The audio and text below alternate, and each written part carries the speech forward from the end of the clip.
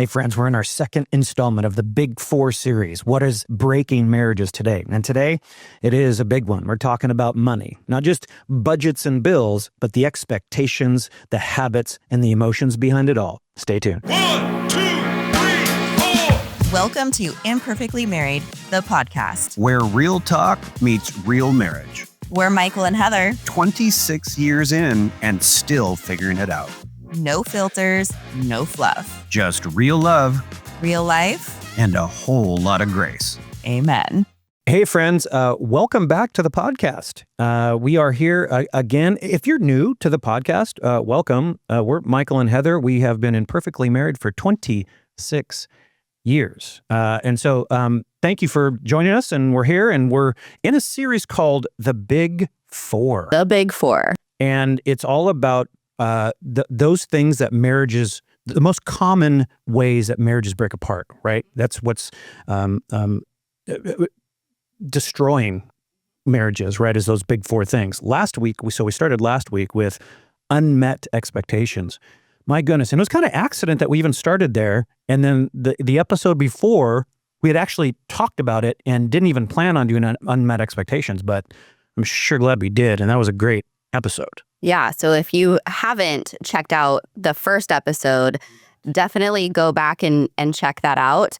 But I'm excited about this week. What do we have for this week, babe? So this week is it should be the number one, but we're doing it as the number two. And we're talking about money. I'm interested. Why do you think that it should be the number one? Well, maybe it's our own experience, because I would say for us, money has been probably the biggest difficult subject that we talk about that conflict arises from.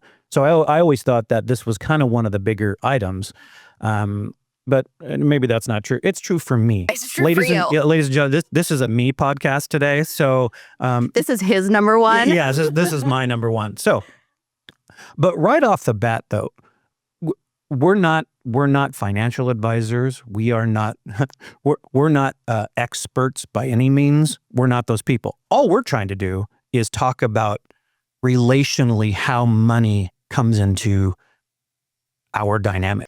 But I do think it's interesting, though, because we both work in finance.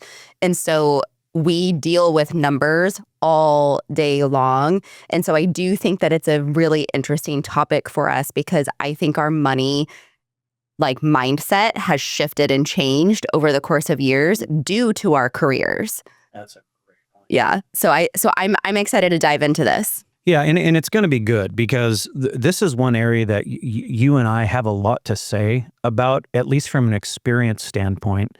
And I really think this is going to be valuable. So let's just jump right in. Right. So the kind of the first thing that I kind of wanted to talk about was the fact that how we think about money and our mindset about money actually comes from where we've come from, right? And where we've gone, what we've done, the experiences that we have, the family that you've been in. And it's one of those things that it's for me personally, I know when we got married, I took the position of, I'm going to take care of the money. Because, and to be honest, I don't even know where that really came from, because I think my mom took care of the money. I don't think my dad did. Yeah, I'm pretty sure. And so I don't know where I got the idea that the man had to do it. And I don't. You just like to be in control. Well, that is very true. And maybe that's a lot of our experience, is because I wanted to be in control. But I came in with the idea of, I need to kind of control where everything is, and I wanted to, because I wanted to take care of you. Everything that I wanted to do came from this heart of, I want to take care of you, right? But that wasn't really comfortable for you necessarily. It's just something that you kind of okay with? I think what was interesting is that when we were first married, I came from a divorced home. So the only money kind of mindset that was modeled to me was, you take care of your own.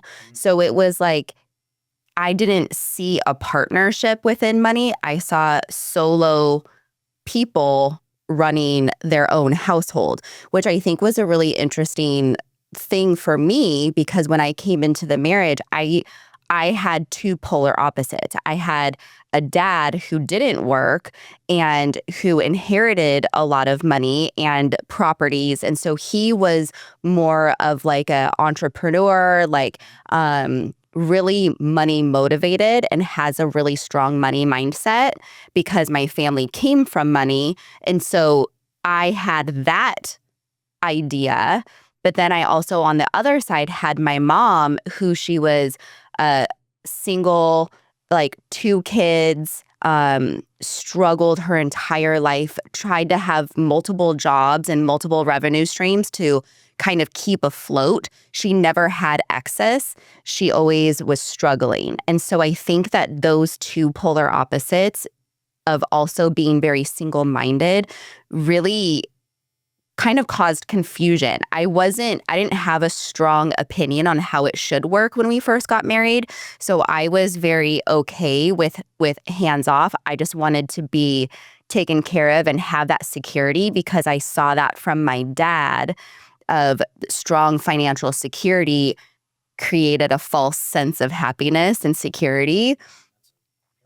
But then on the other side, I watched my mom struggle, and I knew that that wasn't something that I wanted. So I was only like, if you wanted to come in and take care of it, I was fine with that, as long as it produced financial security, because that financial security really is one of my large senses of security. Like if we're financially secure, then I feel safe.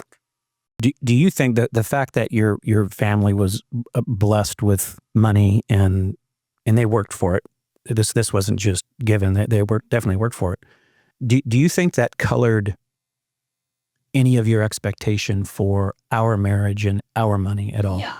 Like in what ways do you think, like if you could think of any? I remember being 13 and getting my first designer purse, and from my aunt, and it was like the best gift in the whole entire world. And so my financial role model was my grandma and my aunt in my life, and they liked nice things and they liked fancy things. And so I think that I always looked up to them and wanted that. So I liked the nicer things. I grew up going to really nice restaurants and really nice dinners. Like our Christmases were extravagant. And so I grew up in a way that my entire family is on my dad's side, is very money focused, and also use money as a punishment though. So it did shape a lot of like my mindset around money. Like I like nicer things. I know what it feels like to have those nicer things, but I do also feel like as I developed my relationship with the Lord, those things became less important, but it's always going to be a struggle for me to find my identity and my security in financial things and material things. Like it's always going to be there. And it's one of those things that I have to constantly give up to the Lord and be like, Lord, I'm content in you and only you, not in the things that I have, or like it doesn't create my personal value. Which is difficult. I mean, it's really difficult, especially when you've grown up in that type of environment. Now, for me, I don't even remember ever really being taught about money. Because I wouldn't say we struggled. We did fine, but we were, 2-3 weeks away from being a total disaster. You know what I mean? So that's my impression. Actually, my mom may very well tell me that wasn't the case, but that's what it felt like. That we Was it paycheck to paycheck? I don't know that I knew that then. As I look back now, I would say I think that's what it was. But then again, you're not sure. But I'm not sure. I know that we just didn't have a lot. But I felt like we did the best we could. And so, my family business, carnival life, and that is a hustle. It is a hustle. And so my mindset came from a place of, remember, a carnival was week to week. So you got your money week to week. And so the hustle hard and you get money. I was never really taught, nor did I have the inclination to think way ahead. Like I was like, hey, I can afford the car if I can get that money in 2 weeks. But then I didn't. I don't know. This is the craziest thing when I think about it. I don't think about, well, I had a bunch of other bills too. Like, I mean, my gosh, remember, I bought you that tennis bracelet. Oh, this is the most embarrassing thing in the world. Oh, I hate the story. Oh, it's horrible. I mean, it was like it was about $800. Yeah. Okay. And that was back in, early 2000s. So that was a lot. And I was really feeling. It was a gorgeous bracelet. This was not fake. This was a real deal. Gorgeous. Absolutely horrifyingly. We weren't married. No. We were just dating. That's right. And this was a realization that I did not have money for. It was something big. It was either a car payment. It was either a car payment or rent. Yeah. Something like that. And I had to go back to you and say, can I get the tennis bracelet back, because I need to return it. You guys, oh my, it was horrifying as a man. Like, because you know me enough to know that was the absolute last resort ever to have to do that. Yeah. But what that was is I was not, and still in some cases, you've really helped me with this. I'm not really a forward thinker. I'm not the visionary. You're the visionary in our relationship. And so I'm like, I think it works. It's fine. No big deal. But that's where I came from. And so what I brought into the relationship was like, hey, I'm working next week and we got a good spot coming. So we'll kind of make some money. So I think it's important, though, that you realize where you came from, because that helps you with your today. So like for anyone that's listening or watching, that's one important thing with you and your spouse is, hey, have we ever talked about where we came from? Because even for you, you came from money, but trying to understand what that brings to the relationship is so important, because you and I, when we were doing finances, didn't really talk a lot. And still to this day, we don't talk a lot. We try to get better. We try to get better at that. But I know back then that's where I came from. I came from that kind of mindset. So bottom line, would you say it's important to connect on, hey, where did you come from with money? Yeah. And I think having those conversations is so important, because money is tied to the heart. And so it's like, I think that money is tied to security. It's tied to priorities. So it's really interesting, because in my job, not so much anymore, because now I do more legal bookkeeping. So I don't see people's more personal expenses. But when I was doing just generic bookkeeping at a bookkeeping firm, what was so interesting was that I saw how their spending was tied to their heart. And so I could tell the type of person they were by their charges on their credit card. And I think that that's really where we can start seeing how there's such a close tie to where we put our money. It's also where we see our priorities. It's where we see our fears, where we see our identity. And so all of those things are so closely tied to our finances. And I also think that that's why it's a big four, because it can also create such immediate conflict. And one unknown charge on the credit card can cause resentment, it can cause fear, it can cause speculation. Like, there's so many things that are tied to finances and that kind of stuff. And do you believe in debt? Do you not? Does one spouse, like, are they just kind of like, whatevs, YOLO? Or are you married to a saver? And that can really create some strong conflict. And that's actually a great segue to the kind of the second point is how important communication, clear and often communication about money really, really matters. And, one of the things is, I know for me, I did our finances for the first 10 years, I think. Was it? I think it's a safe number. And I was always, for me, it was, again, control. I wanted to provide. But we had this point to where we had to have the discussion, which I know was hard for you because you knew it was going to be a difficult discussion for me. It had a lot to do with your trust in me and my ability to be able to control. No, actually, I'll just ask you. It felt like it was about trust. Do you remember that? Like, what did you feel about that? Yeah, it was definitely about trust because there were some things that had come to light that just caused me to just be so fearful of our future so I'm big on, because my family has left a legacy of money, it's really important for me to leave a legacy of financial security for our kids and leave them something. So that's really big for me. So I am always way forward thinking. And so some of our best financial positions in our marriage have been when we prioritize meeting once a week and we pull up all of our things on our TV and we show this is where we're at. I always do a forecast because I'm in finance. I can't not, but And you created that on your own. This is a great spreadsheet that you put together. I do a cash flow every week, and I keep it updated every single week, and it projects out up to a year of our financial things. So then I can forecast, if we want to go on a vacation, if we want to do something big, I can see that it's okay, if we rack up credit card debt here, that's going to affect us back here.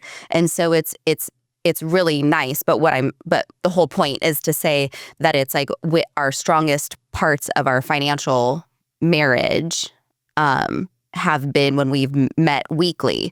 I would say the hardest times in our marriage when we go through long periods of silence, of not talking about money, because that's usually because there's something going on. No, there's absolutely something going on. There's not enough money, or there's things that it's we're just swiping the card too much, or there's something that's, I wouldn't say hidden, because I don't think it's always being hidden, but I do think that if you're not talking about it, I would ask your spouse, why aren't we talking about this? Yeah, and that's one of the things, because I know for me, when I was doing it, there wasn't things that I was hiding, but out of sight, out of mind was okay. You did not pay a certain bill for a really long time. Okay, so that is true. So what was it? No, it was homeowners. Was it the homeowners? Homeowners Association. It was homeowners dues. And property taxes. And now listen, I now know differently. I planned on paying them. Anyway, the point is, there wasn't hiding. It was just not talking about it. And you're so right in that usually when you're not talking about something, there's something there, because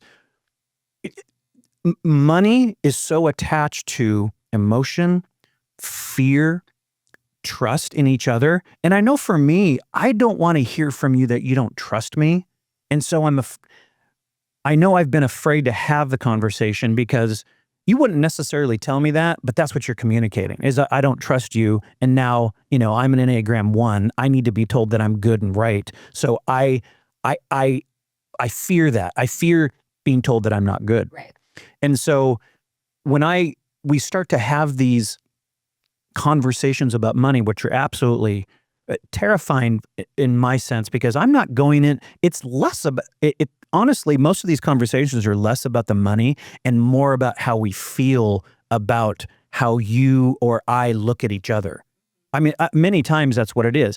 Now, yours has a lot to do with security. I've always known that. And I would be an amazing manager of money if we had $20 million. Actually, that's probably not true. Because I would feel really good that we are providing the level of security that you need. Because as a man, I want to be able to provide that, right?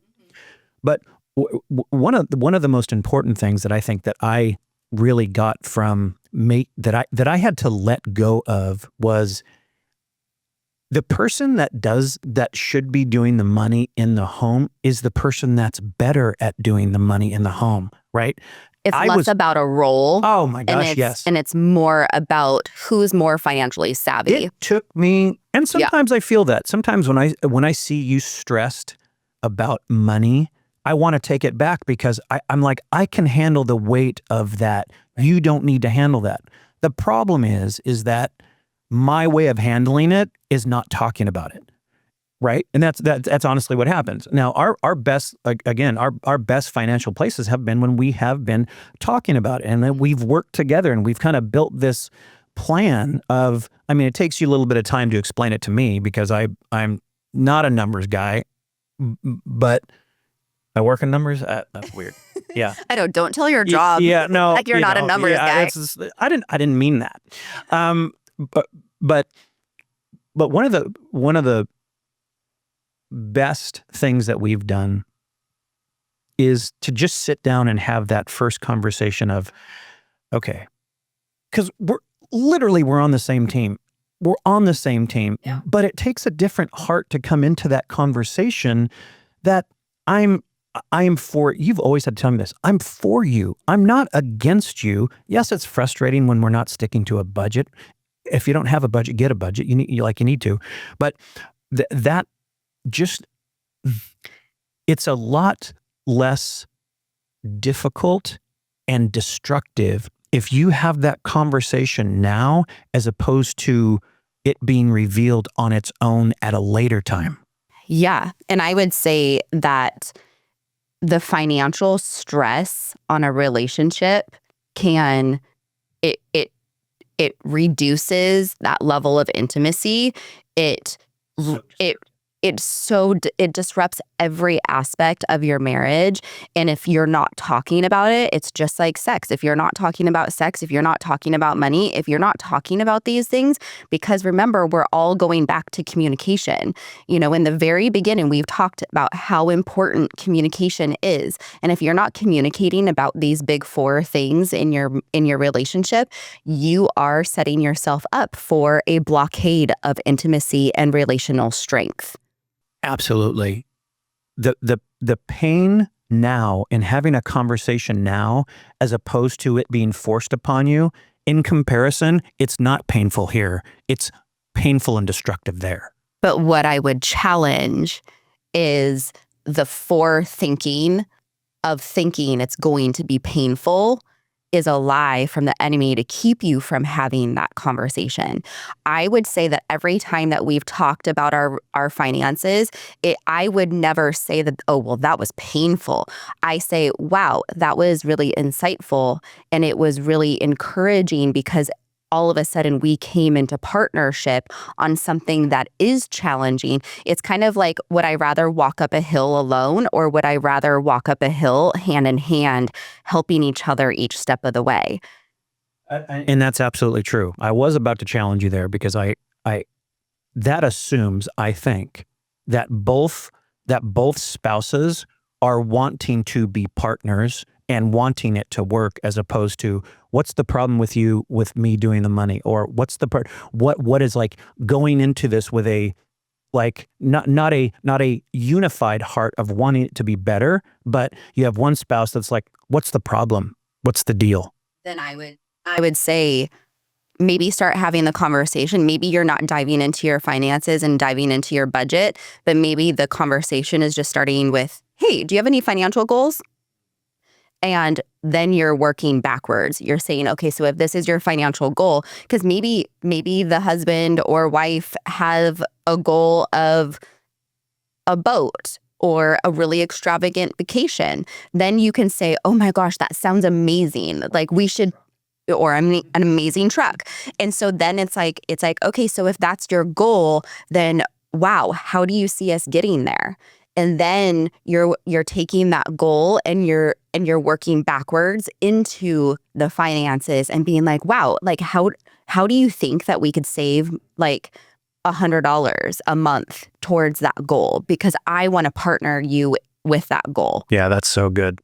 And you are really good at that. You are all about goals. I am. Yeah, you are all about goals. I know, it's annoying, but I mean, I'm not, right? I'm scared of goals because I don't want to not achieve them, right? And so that's you're an Enneagram 1. Yeah, I want to be good, and but you have, because that strategy that you just presented, we've done. Like you've really, what do you want? What's your dream? What's the thing? And not that we've always put those into practice, but we're really good at putting them into practice for a good solid 3 to 4 months. That's what I'm saying. And then we go, and killing it. And we backslide a little bit. Yeah, definitely not professional share. But I think it's important as we talk about communication, that if you go into the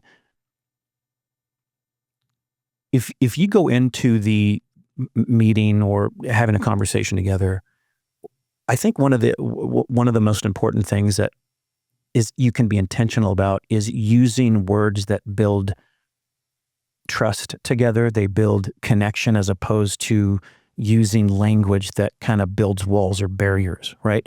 Because I'm good at being defensive. I'm a great defensive, I mean, we've even talked in our marriage where I can be so defensive, and then I can corner you into where what was my problem now has been painted as your problem, right? That's not gonna, that doesn't get you anywhere. We know that. But you must be intentional about how you're going to communicate, or you won't be getting anywhere. In fact, you may walk away from the conversation, it being even worse. Yeah, and I think that that's where not blaming, like, we can't change the past. So we can't go back. I mean, unless you buy an $800 bracelet and you can take it back. But it's like, I'm a witness. You can do that. you can. But maybe just saying, okay, today, looking forward, we can change our patterns and we can change our habits. And we may not be perfect. I would caution against the all or nothing method of where it's okay, we're just doing an all full stop on all spending, and we're never going on a date, and we're never having fun ever again. Oh, you mean my plan? Yeah, which is more your personality. And so I tend to create plans that are based around small mini goals that get us closer to the bigger goal. Like, I don't think that you can change habits all full stop, because it's just not realistic. And it's a very short-term plan for the long game. Like, finances are a long game, and we have to be okay with being slow playing in that long game. Like, it's a strategy. It's what works today may not work in a month from now. And how many times have we sat down and I'm like, okay, I need you in this, because I need you to see if you're seeing something that I'm not. Is there a way that we can overcome this particular issue in our finances that I'm not seeing? But that only comes with strong communication. So we've talked about mindset, where we've come from, right? We came from different places and came to the marriage with a different idea. We've talked about the importance of communication, which actually in all of these big four, communication is going to be the biggest thing. Always. But as it comes to money, the last thing is not just a budget, because you can put together a budget, which is you need to do that. But what you've been describing is building a vision, not just a budget. The budget is inherent in the vision, but it's just like at church. If there's a great movement happening and the church has a vision for what we feel God, the direction of this particular place, you can get on board and be like, let's do that. Amen. Let's do it. But if we're only, because budgets to many people and many personalities is restrictive. It's very like, you're telling me everything I can't do. Now there's a lot of famous money people out there that would say it's not restrictive. It's telling you you are telling the money what to do, which is okay, Mr. Dave Ramsey. Wow, I just went, which is a great course, by the absolutely. way. No, that's a great resource and a great tool if you are looking to get more savvy in the budget. If you don't have it if it's not instinctual to you, for you it is, for me it's not. A Dave Ramsey, which gives you fundamental vision and ideas, absolutely good, but also gives you the practicals, which is wonderful. But what you've been describing is a vision that I can hold on to, because you are envisioning a greater life and freedom and trust and security as much as that we can control it. That is something that is less I can't, and it's I get to, right? Yeah, it's a both and. So you get to have a goal and you get a little bit of freedom today. So that's why when you have a couple that usually one person is more of like the financial person than the other, you can't come in. Like if I came to you and was like, oh, we are in financial trouble, we need to pull back, like no more spending, all of those things, it may work for a short time, but then we are eventually going to fail. Failure isn't an option in finances. Failure is only what happens when you give up and when you quit.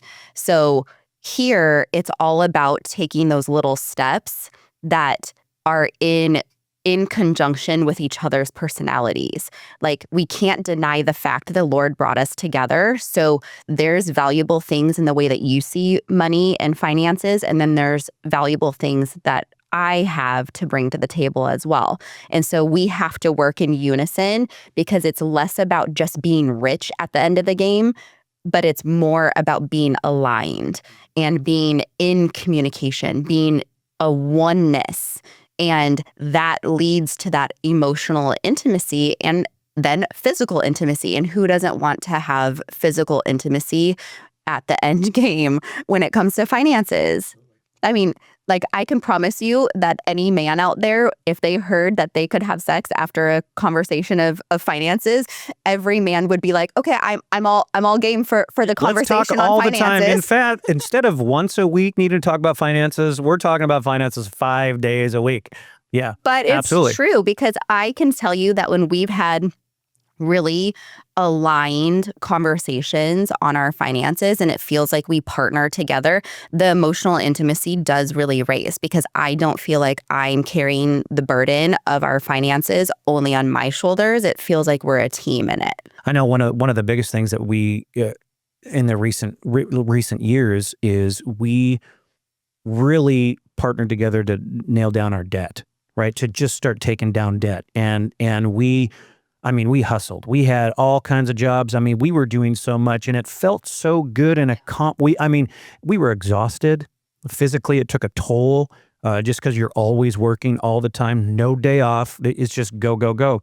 But I remember the feeling of being unified in how it's a shared goal, right? It was a shared goal. We're holding hands. We're doing this together. And though it was exhausting, we did make progress. I mean, we really made progress. Now, we've taken a couple steps back in that, but we're learning. That's the whole thing. And everything that you were saying really ties back to another episode that we had, which was trying versus training, right?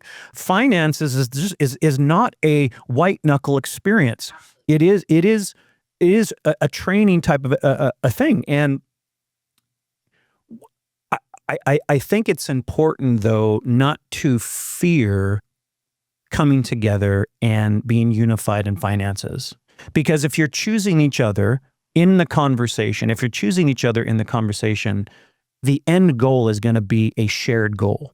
And the importance of building a vision, especially with somebody that doesn't look any farther than, let's see, I get paid on, and then that's the new thing, right? I like to see a reasonable picture that is painted to be like, if you want this to be your life, we can do that. Like, one of the things I need to remember is stop concentrating on the things that I can't have and concentrate on the things that you and I get to do together. Yeah. Right.